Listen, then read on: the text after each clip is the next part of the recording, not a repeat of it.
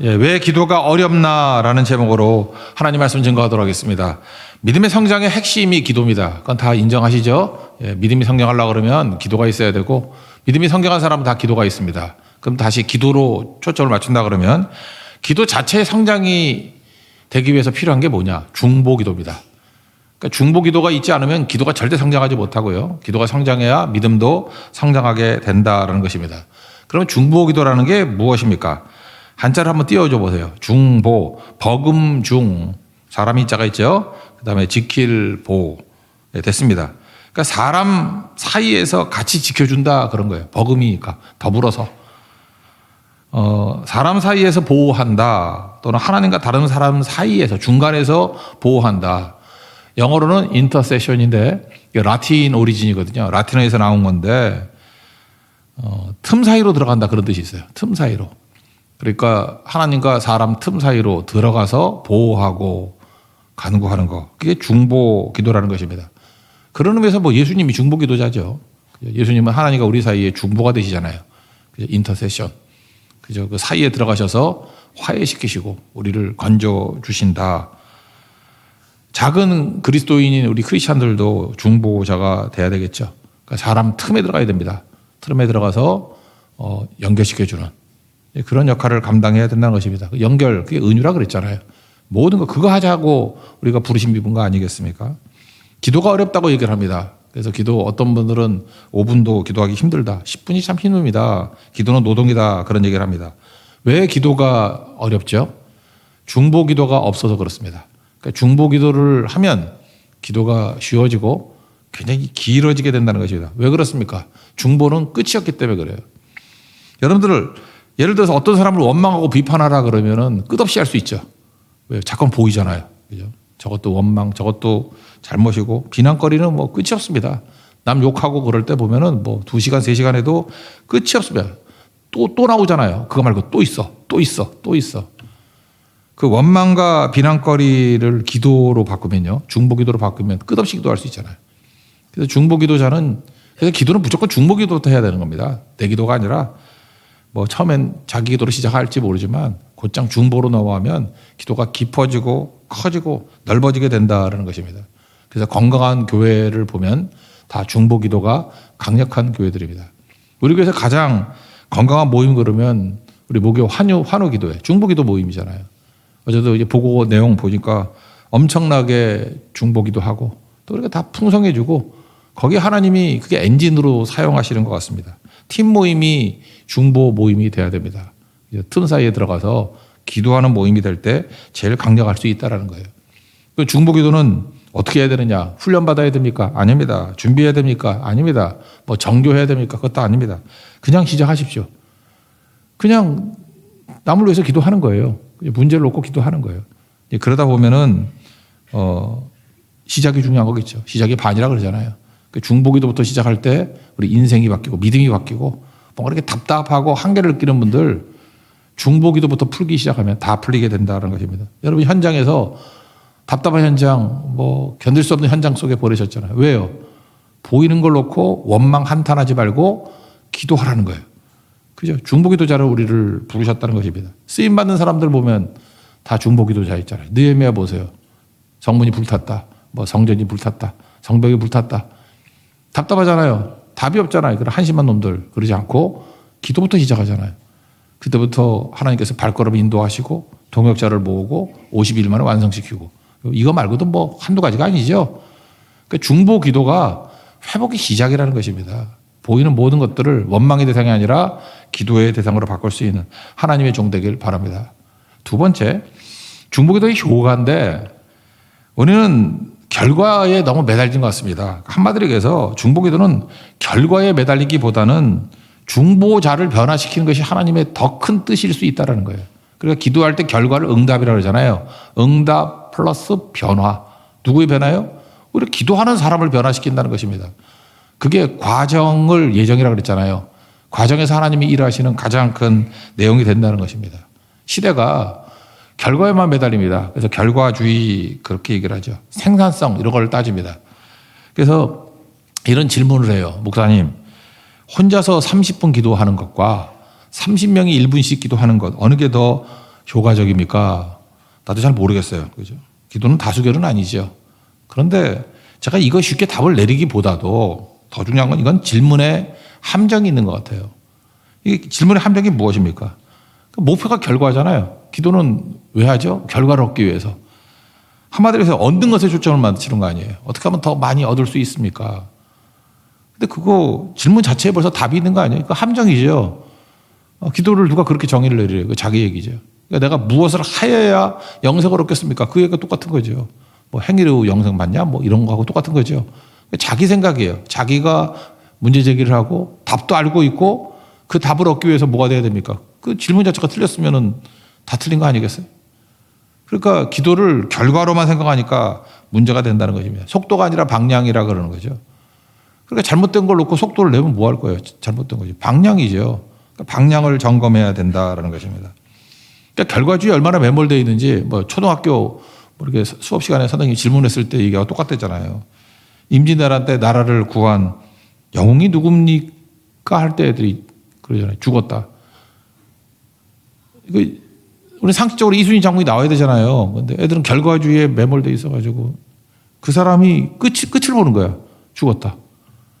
원균도 죽었다. 그죠? 다 죽었잖아요. 그러니까 뭐 그렇다 그러면은 선조도 죽었다. 다 똑같은 거예요? 그러니까 애들이 볼 때 다 똑같은 거라고. 결과주의 매몰되면 그래요. 뭘 하다가 성공했다, 출세했다, 이겼다 이래야 되는 건데 끝을 보니까 죽었어. 죽었다. 허무에 빠지죠. 그러니까 우리가 지금 묻고자 하는 얘기가 무엇입니까? 과정을 묻는 거 아니에요. 그 과정을 통해서 사람이 어떻게 변화가 됐는지. 기도는요, 맞습니다. 응답이 있습니다. 왜 응답이 없겠어요? 응답이 있지만 하나님의 사람으로 만들어가는 과정이 있다는 거예요. 그게 변화죠. 그래서 이스라엘 백성들이 깽판 치는 걸 통해 가지고 잘못됐잖아요. 금송아지 만들고 뭐 난리치는 거. 하나님 목표는 뭐예요? 중보자 모세를 만드는 거. 그게 하나님의 목표라는 것입니다. 출애굽기 32장의 내용들을 보면은 시내산에서 있다가 내려오니까 뭐 금송아지 우상 숭배하는 걸 보고 뭐 판 집어 던지고 화내고 하는 그 정도 얘기만 나오죠. 하나님이 뭐라 그래요? 야, 이놈들 다 진멸해버리고 출애굽기 32장 10절이에요. 너로 나라 새로 만들게. 그러니까 우리는 뭐에 관심이 많습니까? 이거죠. 이스라엘이 진멸됐느냐 안 됐느냐. 그래서 우린 진멸이 안 됐다. 그거에만 관심 갖잖아요. 그죠? 진멸이 안 됐다. 그게 아니죠. 이 과정을 통해서 하나님께서 더 하신 게 뭐냐면 오늘 신명기 9장이 보여주는 이면 이야기예요. 모세를 중보자로 만들어가는 과정이 있었다는 거예요. 그래서 금송아지 사건의 결과가 뭡니까? 모세가 중보자로 서게 되는 계기가 되었다. 그러니까 지도자로서 이런 자격, 이거보다 더 중요한 거 어디 있겠어요? 우리도 마찬가지입니다. 뭐가 문제가 해결됐다 안 됐다가 중요한 게 아니라 그 과정을 통해서 나를 중보자로 만들어 가신다. 그게 중요한 거죠. 25절 보시면 그때에 금송아지 우상 숭배할 때 여호와께서 너희를 멸하겠다 하셨으므로 내가 여전히 40주 40야를 여호와 앞에 엎드리고. 그러니까 니네들이 금송아지 우상 숭배 때문에 내가 40주야를 엎드리는 사람이 되었다. 그러니까 멸망되고 안 되고의 문제가 아니잖아요. 하나님께서 나를 이 사건을 통해서 엎드리게 하셨다. 기도의 사람으로 만들어 가셨다. 하나님의 변화의 손길이 내게 임하게 되었다. 이런 측면으로 보라는 거예요. 여러분 삶에 많은 일들이 막 벌어지지 않습니까? 우린 그러죠. 뭐 문제가 생겼다가 없어지면 뭐 플러스 마이너스 제로. 아니라니까요. 그 과정을 통해서 나로 하여금 중보자로 서게 만드신다는 거예요. 기도하는 사람으로 만드신다는 거예요. 그래서 문제 해결되죠. 문제 해결이 끝이 아니라고요. 없었던 게 낫다. 아니에요. 그 과정을 통해서 하나님은 사람을 만들어 가신다고요. 이번 특별 새벽 기도에도 응답의 시간 맞습니다. 그러나 중보자로 세워지는 시간 그것도 또 맞습니다. 그럼 강력해진다는 거예요. 그게 하나님의 원하시는 뜻이라는 것입니다. 여기 보니까 어떻게 하나님께서 중보자로 만들어 가시느냐. 하나님의 시각을 알려주시는 거예요. 26절 보니까 강과에 이르되 주여와여 주께서 큰 위엄으로 속량하시고 강한 손으로 인도하시고 뭐 주의 계명을 멸하지 마옵소서. 여기 보니까 속량하시고 인도하시고 멸하지 않을 겁니다. 이거 다 아는 얘기 아니에요. 하나님 이거 모르는 얘기가 뭐가 있어요. 다 아는 얘기죠. 하나님이 속량하실 거고 인도하실 거고 멸하지 않을 거고. 그런데 이걸 모세 입을 통해서 다시 얘기하게 만든 이유가 뭐죠? 기도하게 만든 이유가 뭐죠?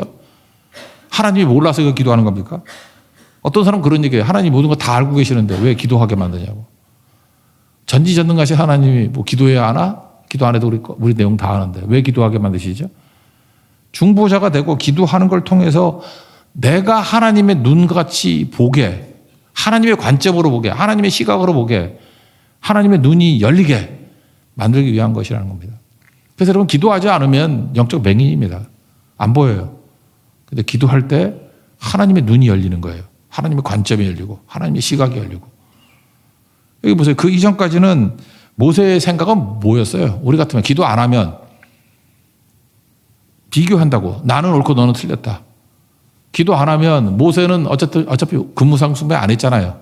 금송아지 우상 숭배 안 했으니까 나는 옳고 너희는 우상 숭배니까 너희는 틀렸고. 그거죠. 그러니까 기도 안 하는 사람들은 맨날 율법주의자 되는 겁니다. 그러니까 상당히 비교잖아요. 그래서 난 너 같진 않아. 도토리 키재기지. 나도 죄인인 건 알아. 근데 나는 너가 그런 불안당 같은 죄는 짓지 않았어. 뭐 이런 거죠. 죄인은 죄인인데 나는 한 5 정도 죄고 너는 100 정도 죄잖아. 이게 말이 안 되는 거죠. 근데 기도하는 가운데 우리가 다 죄인이라는 걸 깨닫고 하나님의 시각으로 보는 거예요. 속량이 필요하고 하나님의 인도하심이 필요하고 나도 멸망받을 존재인데 멸하지 마옵소서 하는 구원이 필요한 존재라는 거. 그게 보이기 시작한다라는 것입니다. 그래서 중보기도를 하다 보면요. 잔인해지지 않아요. 그리고 그 시각으로 나를 본다고. NIBC가 뭡니까? 뭐 나는 죽고 예수로 산다. 그거 백날 구호 외친다고 되는지 알아요? 중보기도 하면 다 나는 무너지게 돼 있습니다. 내가 죽고 예수로 사는 건 중보기도예요. 중보기도 외에는 그런 것들을 볼 수 없다라는 것입니다. 제가 얼마 전에 뭐 이야기를 들었는데 그 개그맨 중에 김길이라고 있죠. 김길이. 옛날에 개그 콘서트에 많이 나왔는데 난 누군지도 모르겠어요. 영화배우 뭐 문지인하고 결혼을 했대. 작년 24년 5월에. 근데 거기서 참 감동적인 얘기를 하더라고요. 그 아내의 남동생이 그 2살에서 3살 정도 되는 지능밖에 없는 발달 장애인이래요. 작년에 28세였으니까 지금 29세겠네. 근데 결혼하고 난 다음에 그 장모님이 너무 힘들어 보이시다는 거예요. 아이 돌보느라고. 그래서 장인 장모님에게 우리에게 맡기라고. 그러고 나가서 데이트하시라고. 그랬더니 얼마 만에 데이트하는 거냐? 그랬더니 30년 만에. 그러니까 아이를 낳고 한 번도 나가지 못한 거죠. 그 아이 때문에. 그래서 마음이 아프더라는 거예요. 외출도 못하고 뭐 여가도 못하고 평생 짐같이 보이고. 근데 그 장모님한테 감동을 받은 것 같아요. 물어봤대요. 그랬더니 나는 누구보다도 행복하게 산다고. 이유가 뭔지 아니? 우리 아이들 보면 기분 좋죠, 여러분들. 아이들 보면 항상 기분이 좋습니다. 이번 베트남 선교도 아이들이 많이 가가지고 기분이 좋았던 것 같아요. 아이들은 항상 우리에게 기쁨을 줘요. 그죠? 위로를 주고. 와, 저런 게 있구나. 근데 아이가 28인데, 29인데 발달장애이기 때문에 2살, 3살 같은 지능밖에 없어. 그러니까 항상 어린아이래요. 항상 귀엽대. 그래서 아이를 돌보면서 나는 평생 아이를 키우는 마음, 돌보는 마음, 그래서 행복하다고. 그러면서 울더라고. 그래요. 근데 자기는 슬퍼 보이는데 장모님은 진짜 행복해 보이더라는 거예요. 그러면서 그 처남을 보면서 이런 생각을 했다네. 꼭 천국의 사람 같이 보이더라고. 천국의 사람. 왜냐하면은 그 발달장애 그 처남은 누굴 보더라도 평가하지 않는데요. 이게 옳으니 틀리니 이게 뭐 A 등급이니 B 등급이니 평가를 하지 않는다. 그래서 사람 시선이 힘든 이유가 뭐예요? 맨날 평가하잖아. 선악과로 옳고 그러고. 그리고 편견이 없답니다. 다 똑같이 돼야 한대요. 그런 게 천국 아니에요? 그러니까 어린아이 같지 않으면 천국에 들어갈 수 없다. 천국이 이미 임하였느니라. 다 어린아이가 그런 거잖아요. 평가하지 않아요. 요즘에는 어린아이 같지도 않은 애들이 많으니 문제지. 자꾸 평가하니까 문제지. 편견도 없고. 이거 비슷한 얘기 헨리 나우엔도 똑같은 얘기를 했어요.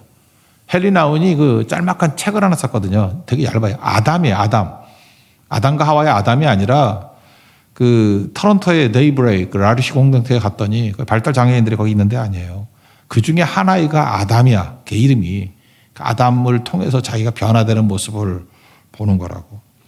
처음에 데이브레이크 가가지고 자기 소개를 했답니다. 제가 가게 된 이유가 그거예요. 하버드대 교수를 하고 있었는데 신경쇠약증에 걸렸어. 너무 이게 정신적인 피로가 있어가지고 도저히 사역을 못 하는 거예요. 그래서 마음의 건강을 얻기 위해서 찾아보니까 발달장애인 모임이 있다고. 그래서 데이브레이크 거기 가자고.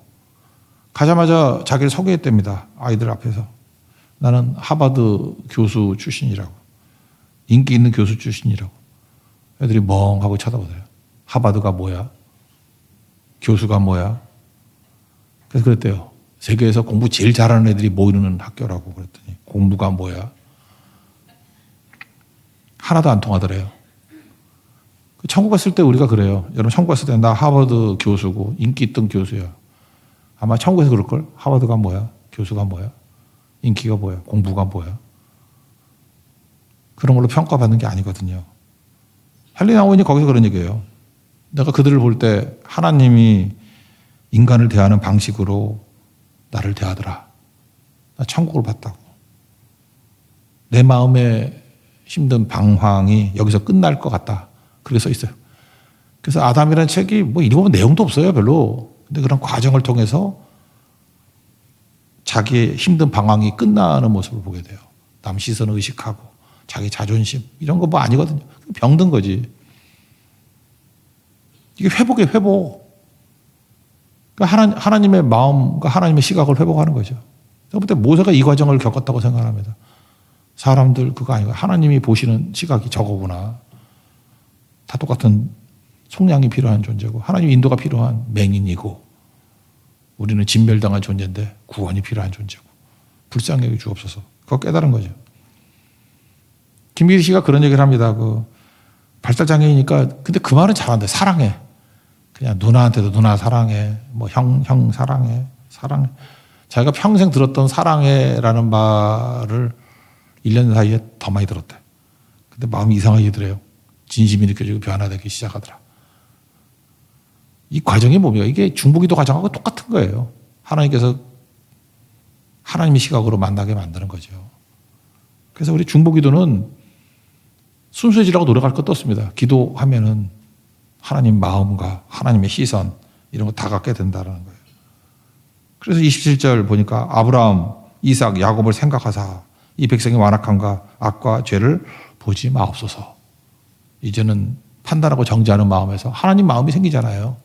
아, 이들을 구원해 주세요. 긍휼의 마음이 생기고 하나님이 느끼는 것을 느끼게 되더라는 것입니다. 이게 되게 중요한 거죠. 이 시각으로 나를 보게 된다니까요. 지금도 많은 사람들이 마음의 병이 있지 않습니까? 마음의 병이 뭐예요? 그 하나님의 시각으로 나를 볼 줄을 모르기 때문에 그런 거 아니에요. 그 다 욕심이거든요. 욕심이고 나 이거보다 더 잘 나가야 되는데 뭐 이런 거 그러니까 좌절이고 그러니까 결국은 내가 나를 괴롭히는 거예요. 내가 나를 괴롭히는 거라고.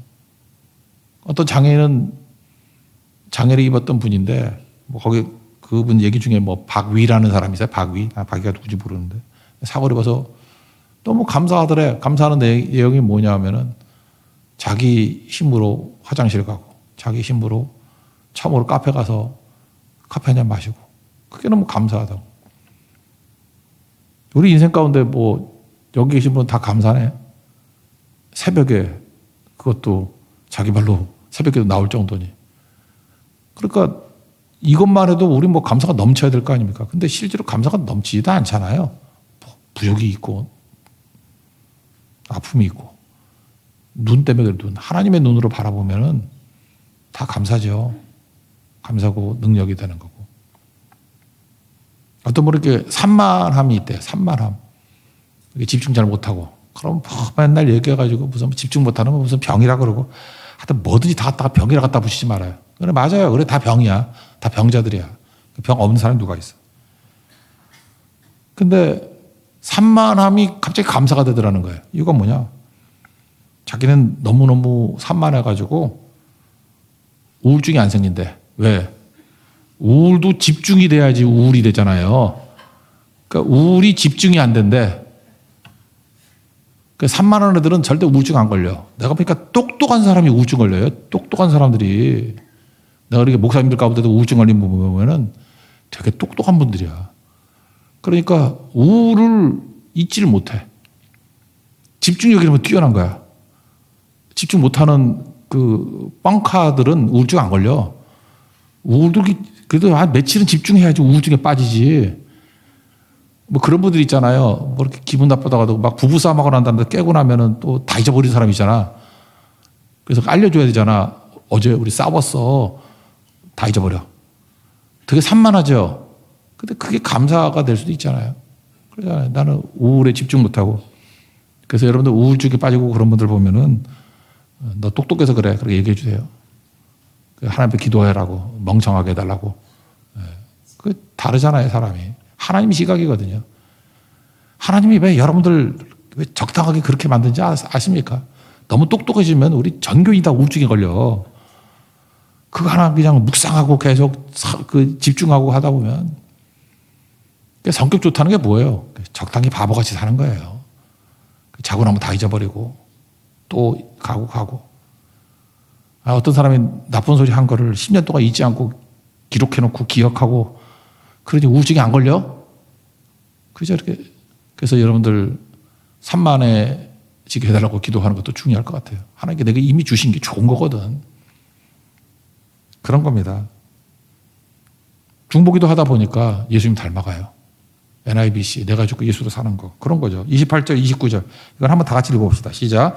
주께서 우리를 인도하여 내신 그 땅 백성이 말하기를 여호와께서 그들에게 허락하신 땅으로 그들을 인도하여 드릴 만한 능력도 없고 그들을 미워하기도 하사 광야에서 죽이려고 인도하여 내셨다 할까 두려워하나이다. 그들은 주의 큰 능력과 표심팔로 인도하여 내신 주의 백성과 주의 기업이로소이다 하였노라. 그러니까 모세의 관심이 지금 뭐예요? 하나님께만 관심이 있잖아 지금. 여러분 기도의 순서가 이렇습니다. 기도하다 보면 내 관심 갖고 기도하죠. 그러다가 중보기도로 바뀌라 그랬죠. 중보기도로 바뀌면은 이웃에 대한 관심이 바뀌어요. 나중에는 어딜 가요?